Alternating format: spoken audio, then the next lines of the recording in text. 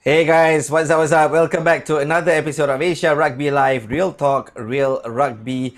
Don't forget to subscribe to our Asia Rugby Live YouTube and also our Facebook page. And don't forget to press on the notification button should we have any new content in the future. And of course, to get the latest rugby news, please log on to www.asiarugby.com. And the latest news for Asia Rugby is players, female leaders, and greater global representation on interim World Rugby committees, which consists of Rassi Erasmus, Melody Robinson, Conrad Smith, and Brian Habana are amongst a host of leading players and coaches who have been appointed to World Rugby committees. And I would like to congratulate Terence Koo and Ada Milby, who is part of the regional committee, and also Ada Milby are also part of the community rugby committee. So congratulations to both,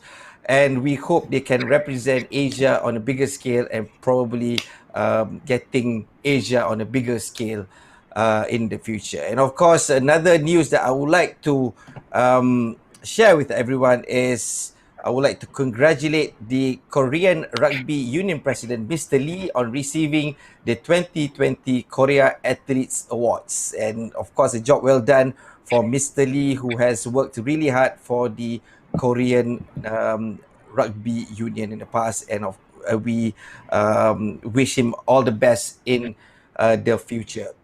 And today, of course, we have some really interesting guests and also interesting topic to talk about.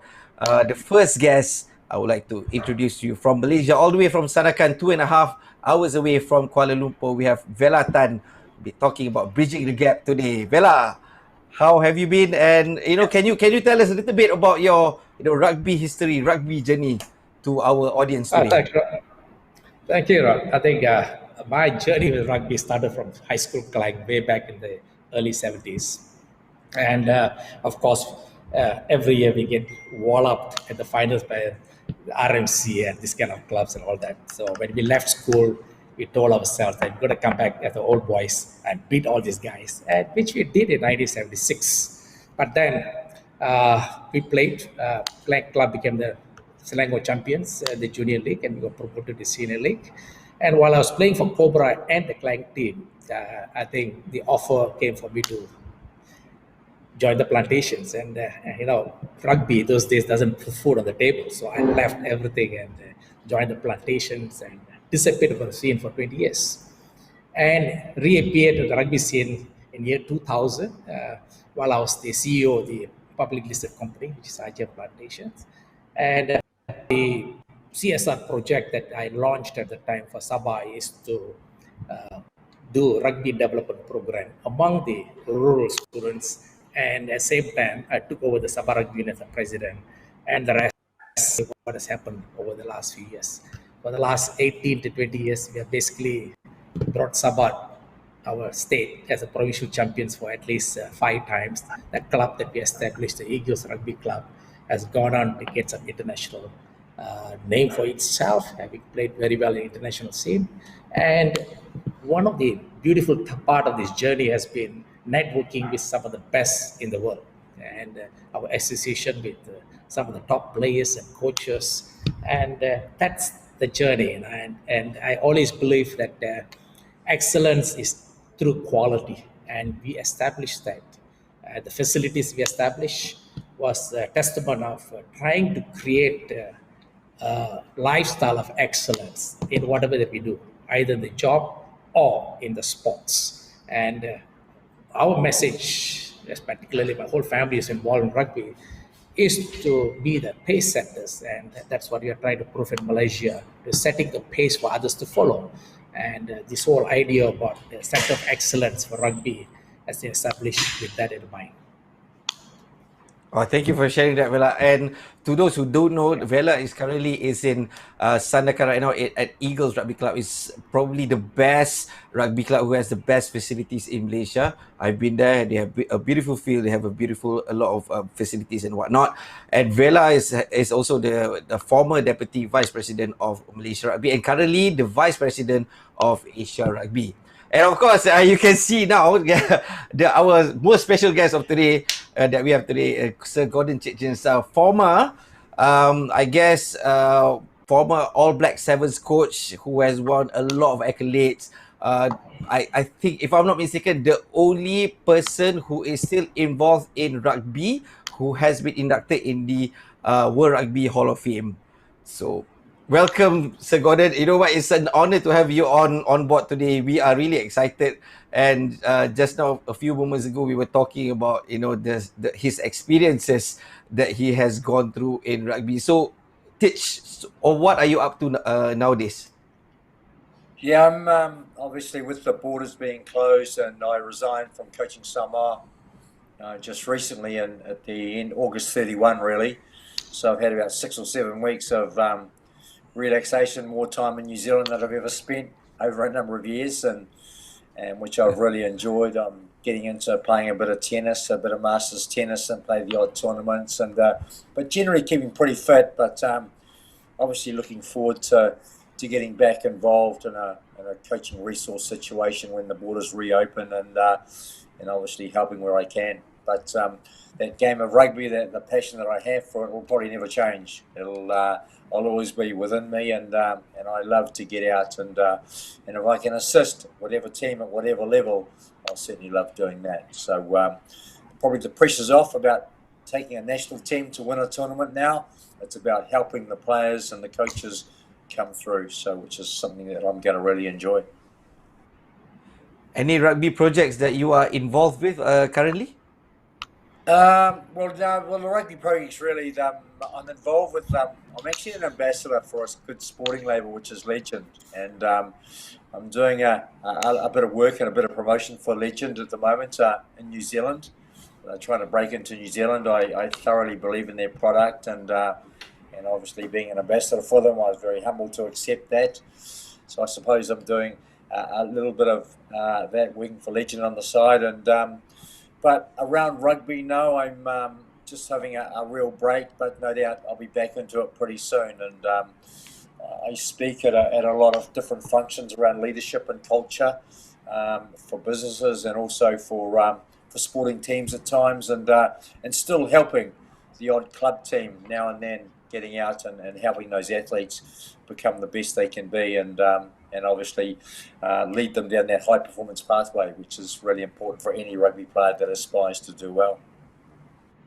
Great to see that you are still active in what you do, and hopefully, probably one day you can come to Malaysia and coach our boys on a full-time basis. Anyway, moving along, our topic for today is bridging the gap, and of course, we have the two people who can relate to this topic really, really well. Vela, this topic is really close to your heart, and probably you can share the vision that you have in bridging the gap for Asia, and probably can talk about building a sustainable ecosystem as well. Yeah, thank you. I've been involved with Asia Rugby for the last almost 4 years, and I think Asia Rugby embarked on a program of promotions, and the GIR, one of the most successful program ever done. And following that, we also noticed that we need retaining the players. We need to retain the players. So much has been done in promoting and getting more people across Asia, more nations across Asia involved. But when we sat back and started looking at the structure of a setup all over Asia, you'll notice that in Division 1, the gap is just too evident, particularly when you look at the premier sector, as South Korea is involved, as Hong Kong, Malaysia, the premier, and then the Division 1, Sri Lanka, and there are all the rest of the team. You see the gap, tremendous gap. You forget about Japan. They are way ahead of everybody else, and in 15s, it's literally impossible to catch up in the short term. But when I noticed the gap, Hong Kong and South Korea, 30 points easily. And from South Korea to Malaysia is another 30, 35 points. So it is a big gap. And our Division 1 has to close that gap. So the idea is to create a model where we can introduce and make available some of the best people to take us forward. So the idea of bridging the gap came about. And of course, one of the things that came to mind is we must get the best to come and help us to attain such a vision. And the first thing came to mind is Sir Gordon. And I'm so happy that he obliged to come and help us out and as an advisor and a consultant to put this model in place. And that's what we are trying to do now, trying to create a platform for Division 1 and HP Unit Plus. I think when you talk about preparing teams to bridge the gap, to meet up with the high standards, it is not just about coaching and match analysis and all that. I think it's much more than that. I'm sure Sir Gordon will be able to share with you in a while. But our idea is to create this model and then train the trainers in all the other divisions so that such kind of a what you call facilities and such kind of inputs are available to improve at all levels. And that's what we are trying to do in Bridge the Gap. I think we are also talking to people like Professor John Cronin, if he can come and assist us in the S&P part of it. And we are trying to put this all together and create a team of consultants who will assist Asia, Asia Rugby in creating this model. Sorry about that. No Asia worries, no Rugby. worries, all good.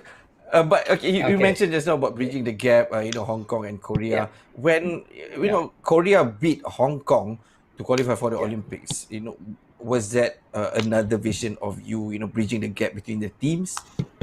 Yes, yes. Because we look at it, I was talking about 15s, the gap is too big.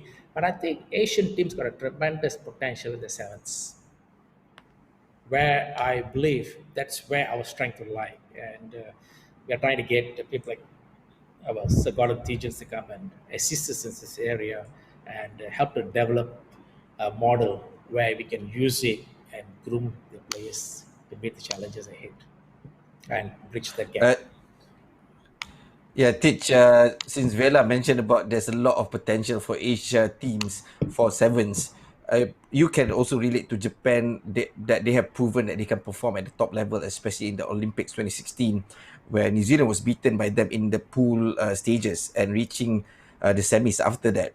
How do you grow and build a squad, like this to be able to compete at the top level, but they were not known before this? Well, you need to, first and foremost, I think, for any team and bridging the gap as we talk about, we need to be professional across all areas. We need, obviously, strength and conditioning coaches, to first and foremost, particularly in the game of sevens, even in 15s now. You need top coaches that can get out and help all those players now with strength and conditioning. I think that's really important. You need also, in terms of medics, you need top class medics, physios, etc., because everything is also built around recovery and injuries, because the game is quite brutal now. You need, obviously, good coaching. I think that's really first and foremost. You need to have good coaches that can instill a lot of self-belief in the players that are within Asia, because they're very, very good rugby players. They have all the skill sets. I've seen it. I've been given many a fright over many years, whether it be at the Hong Kong Sevens. I remember chasing the game. Sometimes we played Sri Lanka. They scored the very first try against us in the very first game at the Hong Kong Sevens. They have the ability, but it's just them providing consistency. And also, Japan, you obviously alerted me to, and I'll never forget it, that the way they got up and performed against us to beat us at the Olympics. It's they've beaten some very, very good teams. They've beaten Fiji. I've seen them beat New Zealand and Fiji just last year. And they're improving all the time. And there's no reason why the Korea, the Malaysians, Sri Lankans, there's no reason why they cannot improve. And that's the beauty, particularly with sevens rugby, is on any given day, any team can beat any team. But you need to be so professional. You need to create a pathway built around professionalism and high performance.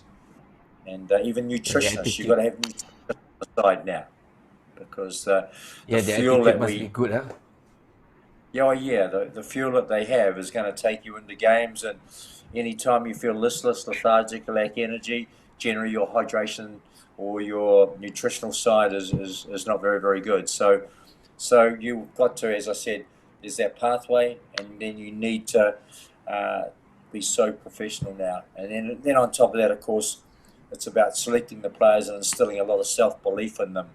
And it won't happen over 1 year, but it will happen over 2, 3, 4 years. And what you need to build in these Asian regions, you need to build depth. And when you start building depth, then you start building consistency. And when you start being consistent, then you start really being that threat to any team that you may play on any given day. Oh, 100%. Thanks for that. And to those out there, to our viewers out there, this is your chance to ask Vela or Gordon anything that you want to know about sevens, about how to improve on a team or whatnot in the comments below. This is your chance. This is probably one of the fewer chances for you guys to impose any questions like how I asked questions to Teach just now. Anyway, Teach, the other thing I would like to ask, you emphasize fitness and discipline at the highest level, and what can others, Asia rugby teams learn from this? I think particularly within sevens rugby, and we talk about a lot about self-belief. We talk about mental and physical, being mentally really tough, having a lot of belief in your ability to really push yourself to the limits that you need to, because the conditioning levels, particularly in sevens, are hugely demanding. So you're challenged mentally. And then physically, our game is about explosive power. And it's so different from 15. So you've got two different games. And particularly, I reckon, amongst Asia, I believe that's their strength. I believe that's where they can make massive improvements. And that's in the game of sevens, particularly, because, again, I think within Asian rugby, I think we'll always be challenged, or we'll battle a little bit in the game of 15s, particularly taking on those bigger nations. But of course, within the Asian region, there can be huge improvement in 15s, no question. But obviously, sevens gives them the opportunities to compete on the world stage consistently and to play the best teams. And I really believe that you could bridge the gap, and I think it's there for them, because I believe they have the talent. If I look at a number of younger players that I brought through that were no names in New Zealand, if you go back to many, many years ago when the Jonah Longus, the 94, Christian Cullen in 95 and 96, those players exploded onto the rugby scene. They were seen in Hong Kong. They then went on to become, Jonah in some cases, the best player in the world. Christian Cullen, probably the best fullback in the world.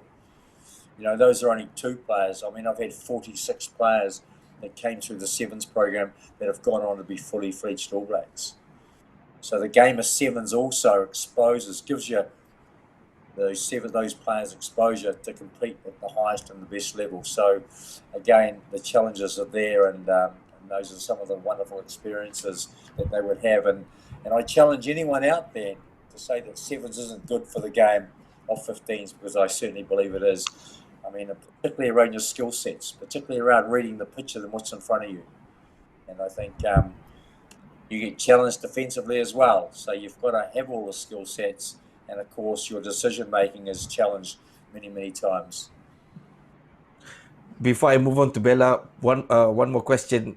Since you said that sevens can develop a player playing 15s, so are you a great believer that players should be emphasized, if they want to go on the sevens pathway, they should just concentrate on sevens, and if they want to go on the 15s pathway, they should concentrate on 15s all the time, and they shouldn't mix?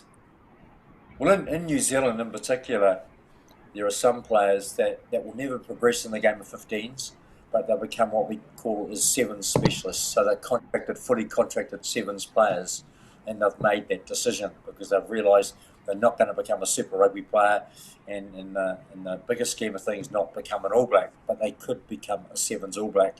And there's a number of players that are in that category in New Zealand. They can play 15s, particularly at the provincial level, but they would never make that extra step up. So, you've got some great players like Scott Curriers, for instance, Sammy Dixon's another one, Joe Webber's another one, Regan Ware's another player. there are many players that are playing and so successful in the All Black Sevens team, but they won't progress to that higher level in 15s. So they've elected to be sevens specialists, and there are players out there, but there's also the younger players, and Caleb Clark is a youngster, for instance, that has just now been moved into the All Blacks. He's had his first year with the All Black Sevens team just recently. He was selected by Clark Laidlaw. And again, we can see what he could do at a 15s field as well. And but sevens has been hugely influential in how he performs on the international stage, and that was proven in the World Series just of last year. So again, it has its benefits, no question. And as I indicated, every time Jonah played in the game of 15, game of sevens, he went away from the sevens program to become a very, very good 15-a-side player. So for some of the young athletes, they have to make a decision. But for a lot of them, they use sevens as a launching pad or a stepping stool to go on to be a Super Rugby player and to become an All Black. Sir Gordon, thank you for that. That's a good, sharing session, definitely. Vela, Yes. Sabah has a close relationship with some of the New Zealand teams, and how does this benefit Sabah Rugby on a micro level, and how do you measure the success rate of your development plan or even growth? And probably you can also touch the same concept of program can benefit Asia Rugby as a whole. Yeah. I'm a very strong believer in mentoring players. I think mentoring players is basically even the coaches, like getting Sir Gordon to mentor the coaches. The coaches in turn can mentor the players. Similarly, I think we need players also to play alongside some of the best, where the professional players like the New Zealanders who come and play for the club, they play alongside our players. And this is where the mentoring, the way they think, their attitude towards trading, their attitude towards their food, and all the mental attitudes and decision making in a tournament. I think all this comes very, very, I mean, it comes in very handy for players. So I believe in mentoring, and that's one of the reasons I started networking with teams in New Zealand, bringing some of the players, and some of them who I brought them across, coaches like Ed Cocker, former All Blacks captain too, and Rocky Khan, and all of them to come and play alongside. And over the years, we had whole series of top Division One players who played for Borneo Eagles. It is part of the program not only to mentor players but also create an aspiration for local boys and watch and say that is the benchmark. That is what I want to play. That's the level I want to play. So we bring these kids here through our Borneo Sevens for the locals to watch, and I think it's done very well. Today, we'll see very high level of competitiveness among the clubs in Sabah itself. I think we've still got a long way to go, but I think nothing short of creating a benchmark for everybody to emulate. Yeah, for sure, 100%. And of course, Yeah, you have brought like people like Brett Mika on board to help with the Sabah team and yeah, also the Eagles Rugby Union, and that's working out yeah. well for you guys.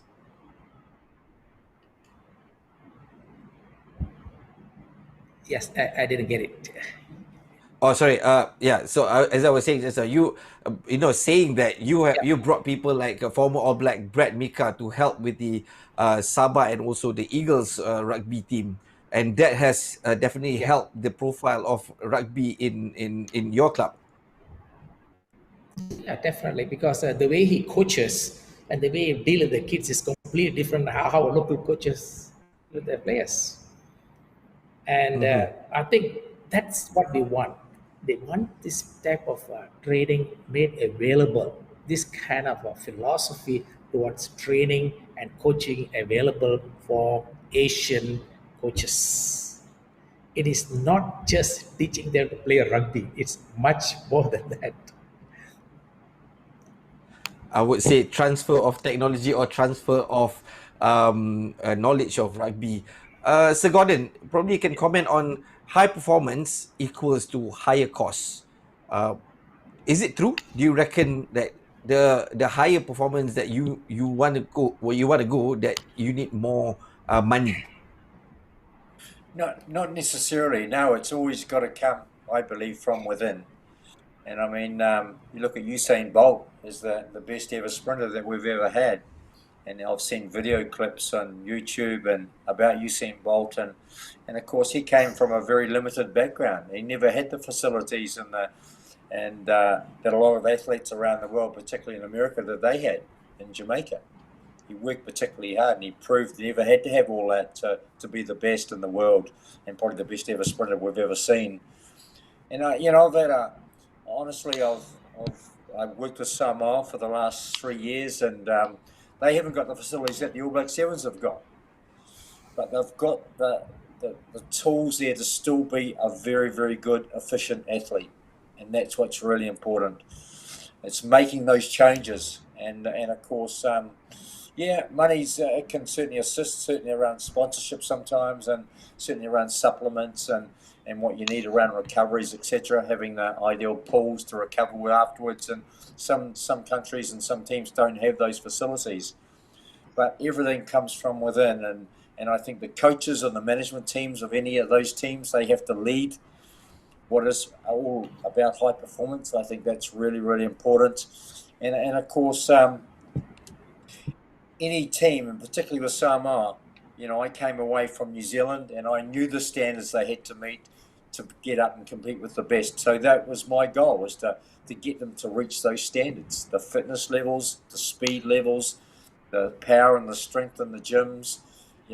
We had the measures and they had to go out, and those were the targets and those were the goals, and they were realistic as well.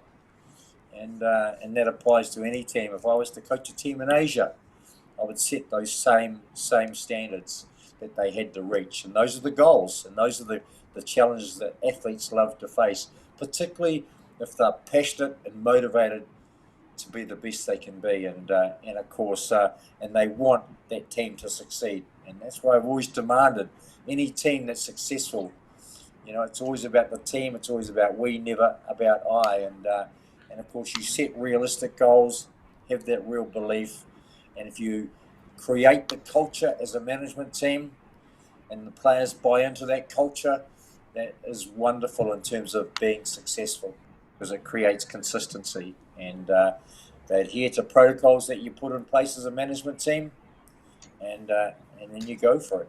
So it doesn't matter what team you're coaching, you set the highest standards you possibly can that are realistic. A great insight, Sir Gordon. And now we would like to take a Facebook question. Let's see what is the question. So this is from Raimi Yusof. Oh, this is from the General Manager of Eagles Rugby Club, which is, the question is, let me see. What's the most important culture required in creating a winning team? So I guess this is for you, Sir Gordon. Well, there's 4 qualities, and I believe, and it's the team factor, and I always believe team together, everyone achieves more. So it's always about everyone, about the we, never about the I. I believe unity's within that, and unity is every rugby team that you're a part of. You're all there for each other. So unity is the family side. The third quality is passion. You've got to be passionate for whom you represent and what motivates you. And you've got to have that self-motivation to get out and succeed. And with the passion has to be the enjoyment factors. And then you've got the team discipline. Be disciplined to get out and work particularly hard, particularly having the right attitude to succeed. And also with that, you need to be an athlete that needs to make sacrifices or be challenged around the nutritional factor as well. And I'm a real believer that the team, the unity, the passion and the disciplines, that creates a culture which is second to none, and everyone has to buy into that. So do you reckon culture is one of the most important thing, if not the most important thing in a rugby team? Well, culture is, and for those that watched the rugby just recently in terms of Dave Rennie and what he's doing with the Australian team, and he's got a lot of Pacific Island boys within that Australian team as well, and that's the very first thing he's working on is changing the culture, so everyone is one, and that's starting to work very, very successfully, and it's been even highlighted in the media that's the changes in Australia this year. And they're going to compete against the All Blacks. And he's instilled a lot of self-belief. But all those Pacific Islander boys, whether they're Tongans, Samoans, Fijians that are within that side, they're all together now. They're all one. And again, that's what he's going to instill. He instilled it in the Chiefs when he won 2 Super Rugby titles, going back to 2013 and 2014. And again, he's now in his very first year and his very first test with the Wallabies. We can see that now, how he's highlighted the change and how important culture is. And so it's not only with 15-a-side teams, it's very, very much also with the 7-a-side teams. Yeah, I can definitely attest to that, and also I can connect to that as Brad Mika. He has told me, about culture, how does that affect the whole team performance, I guess, even though it doesn't have to do much with rugby, but how the team culture, how you set the team culture will affect the performance of the team. Okay, I think I want to move on to the next question, the next Facebook question. This is for Vela. Vela, what is the biggest issue that we have to overcome in this development process, governance?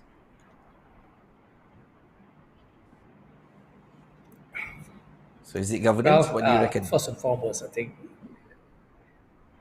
well, as far as the governance is concerned, I think there's a need for a change of mindset among the people, especially the various nations, that we need to move ahead, we need to move forward. And that means you got to make lots of sacrifices. Okay.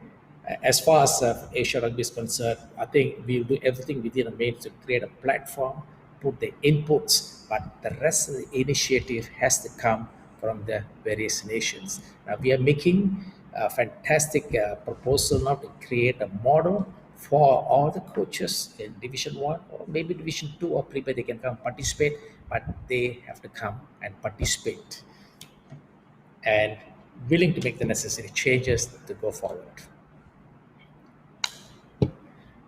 And okay, saying that, probably you can also relate to how to get everyone on board to have the same goals and a mentality, which is bringing everybody as one effective unit.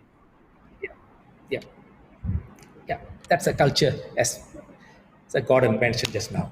We need to create the culture within Asia Rugby too, that we can come together. And I think I got a fantastic development committee. I think we are able to see a lot of things together. And even when we started working on these models, we had fantastic support from not only from the committee of mine, but also the Asia Rugby Exco. And I think that augurs well. And changes is necessary. And I believe this new setup, Asia Rugby, is definitely working towards that and are embracing changes. And that's the direction we are going to head. In terms of embracing changes, right? Do you see with the current committee is heading towards that direction, and also probably in return improving the quality of rugby in Asia as a whole? Yeah, definitely. I think they've been very open to ideas. Even when we talk about creation of this program, we had fantastic support to go ahead and let's look at that.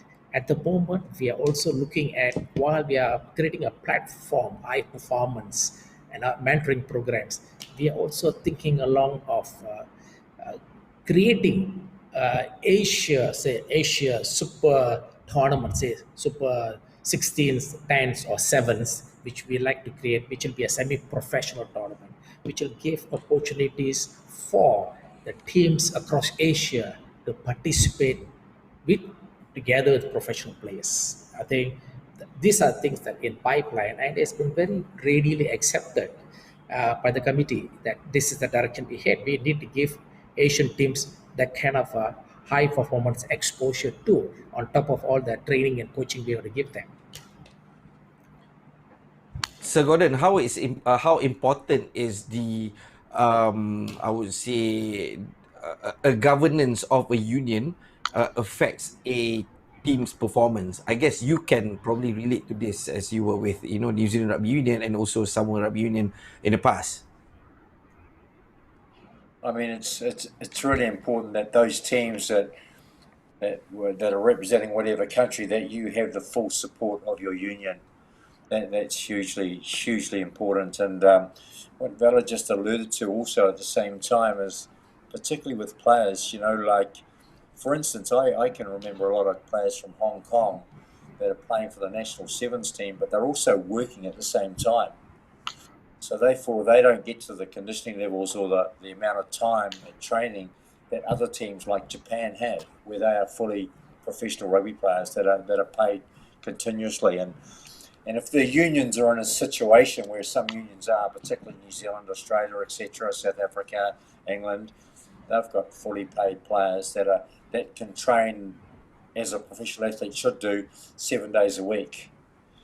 So they're on those programs, where there are a lot of teams that are not on the same level, because they just don't have the finances and the support behind them to do that as an athlete. So, but I mean, you need the support. If we go back to that first question, you need the support from the governance, from your supporting union, for whatever team that you are representing. Probably you have. Can you share any tips that you have to the unions in Asia, and what to focus on moving forward? I think if I looked at the majority of the Asian players, they lack probably the size factor as compared to a lot of the European teams, even some of the Pacific Island teams. But so it's probably working a lot more on explosive power and strength. They have the stepping ability, they have the skill sets. So it's having the power and contact, and that would be an area that I would certainly be pushing, as being very, very good in contact technically, which is really important. Getting a lot lower, being a lot smaller sometimes, so you can't get blown off the ball, and obviously that to me is a real key. Focusing on the areas that perhaps are predominantly not as strong. In Sri Lanka, they certainly get blown off a lot of rucks, they counter-rucked a lot, so therefore they turn over a lot of possession. So obviously working around the areas of explosive power, and power in the gym, etc. But be also at the same time, getting real direction in terms of, we can go into gyms and we can squat so much, we can bench so much, but technically we need to be proficient. And I think if they've got the right trainers, the right conditioning trainers, that's a real area that they can work on to be a lot stronger in terms of the physical demands of what's required of a rugby player. Interesting when you mentioned about the size of a player and whatnot. Probably you can comment a little bit more on that. As if you were to pick a player, what do you pick the player based on? Height, size, power, stepping. What do you reckon? Because in the past I've heard a union picking a player based on height, based on size. Yeah, can you comment a bit more on that? I think you look at their overall skill sets. And in New Zealand, I run a lot of separate training grids, which certainly exposes the player. It gives the player the opportunities, and you can look at their passing skills off their left hand and off their right hand. You can look at their vision. They get challenged about reading the picture that's in front of them. Also, their ability and their aerial skills, just their overall skill levels, their communication levels.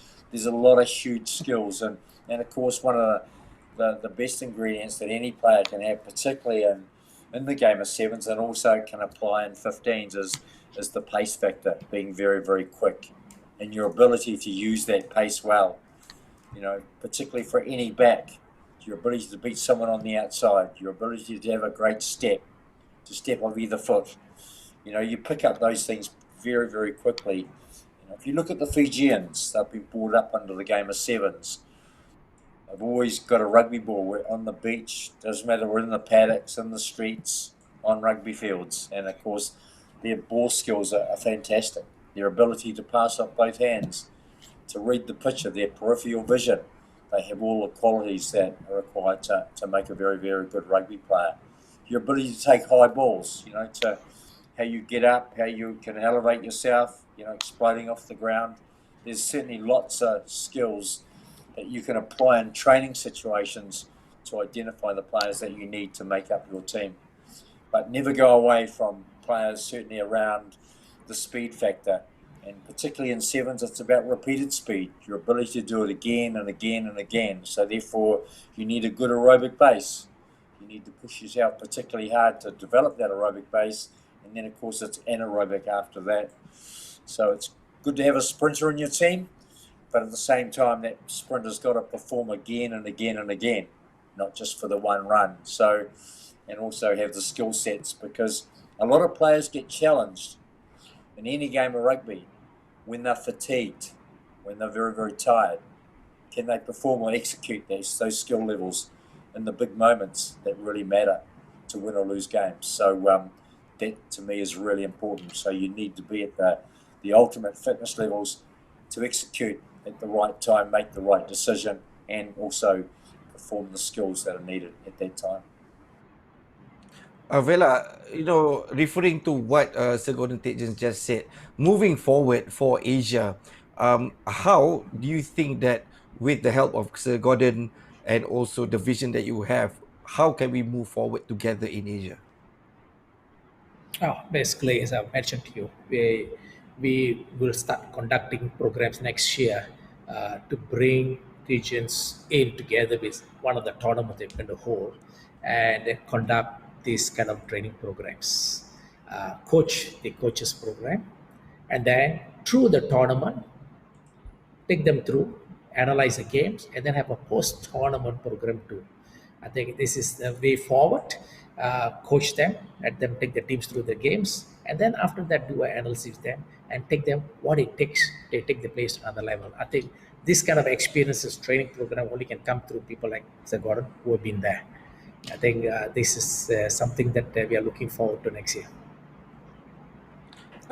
For those who doesn't know, the Eagles Rugby Club is actually also known as Sir Gordon Tietjens Academy, right, Vela? No, that is Eagles Rugby Club went on to start this Sir Gordon Tietjens Rugby Academy, and he is our advisor and our chairman of the academy. Oh, well done. That's really great news, and probably we'll see more of you, Sir Gordon, in Malaysia in the future, huh? Yeah, I'm looking forward to the borders being open so we can get out and start getting back into that, certainly that mode of sevens rugby again, and especially. And again, it's a great challenge when you're working with coaches and players that are really motivated to really want to do well, and that to me is a real key. You get, and I look at a player that we all know, and Sonny Bill Williams, when he played for me in 2016, he'd never played the game of sevens, but he's a great athlete. And every time I had a one-on-one with Sonny Bill Williams, he always had his notepad there. He always taking down notes. He's just wanted to be the best he could be in that abbreviated sport of sevens rugby. We know what he can do in rugby league. We know what he's done for the All Blacks. But he was someone, as a good athlete as he is, he wanted to be the very best in sevens, even though with limited time under his belt. But he had the desire. And of course, that's what I really love within Asia. And I found that really well at the Eagles Academy, at the Gordon Tietjens Academy. And with Vela was talking about was how all these coaches really wanted to learn. And you get a real pleasure out of people wanting to absorb everything you tell them, and so they can take that and pass that on to the players in their respective unions or countries. I think that's really pleasing, and I enjoy coaching those type of people. Last question to Sir Gordon. So if you already don't know that coaches don't get a gold medal when they win a tournament or win Commonwealth Games. So behind Sir Gordon is a gold medal Commonwealth Games. Sir Gordon, can you tell us how did you get that gold medal? Yeah, and when the All Black Sevens team won our first gold medal in 1998 in Kuala Lumpur, Eric Rush was my captain, and that was, to me, if I looked at rugby memories over the entire time of my coaching career, there's nothing better than watching your team being presented with a gold medal to your country's anthem, and all to the raising of the flag. There's nothing more special than that. It's quite an emotional moment. And of course, when that happened in 1998, I can still now see Dallas Seymour, Eric Rush, Jonah Lomu, all shedding a few tears during the medal ceremony. And then if we went further, I remember Eric Rush, my captain, coming up to me and says, "Titch, if I ever win another gold medal, it's yours." Because we worked together for 13 years within a coach-captain relationship. And of course, in 2002 in Manchester, we won our second gold medal, beating Fiji in the final, as we did in 1998. And of course, Eric came up to me afterwards and he said, "Coach, this is yours." And I thought he was joking because I'd completely forgotten what he'd said back in 1998, and how humbled and proud I was to accept the medal, because Rushy wouldn't have had it any other way. So I had it framed with the other 3 gold medal winning teams as well at the same time. So it sits pride and place in my office here in New Zealand, in my rugby office, and of course that's what you see behind me. But as we said, coaches don't get them. It's all about the athletes. But to me, a coach also, the management team, the manager, the strength and conditioning coach, the physios, the nutritionists, they're all part of one big team. They all need medals as well, because that's what, to me, a team is all about. But in a certain case involving Olympics and Commonwealth Games, etc., it's only the athletes or the players that receive the gold medals if they're successful. Yeah, I met Eric Rush a few times. He's a great bloke, really nice guy. Such a role model, a captain. Sure. He was still playing for New Zealand at 39 years of age. Incredible, really, at the fitness levels he was at. He's just, and he was also a fully fledged All Black at the same time. But he was probably one of the greatest ever sevens players that we've ever seen. And again, with that, the captaincy. Sir Gordon Tietjens, Vela Tan, guys, thank you very much. Vela Tan, really great work that you are doing for Sabah Rugby Union, for Eagles Rugby Club, and also for Asia Rugby. Sir Gordon Tietjens, your insights today has been really priceless. We really love to hear all the stories that you were telling us, all the visions, all the backstories that everyone can relate to. Thank you very much for being here today, Sir Gordon Tietjens and Vela Tan. Hopefully, when the borders are open, Vela Tan will fly you from New Zealand to Kuala Lumpur and we can have a cup of coffee and before you fly over to Sandakan. So looking forward to that. Yes, looking forward. Thank you very much. Thank you. Thank you, guys. You have been great. And to those out there, don't forget to like and subscribe to Asia Rugby Live Facebook and also YouTube page. And don't forget to press on the notification button should they have new content in the future. Till then, I'm Rod. Take care and see you guys again in the next episode on Asia Rugby Live.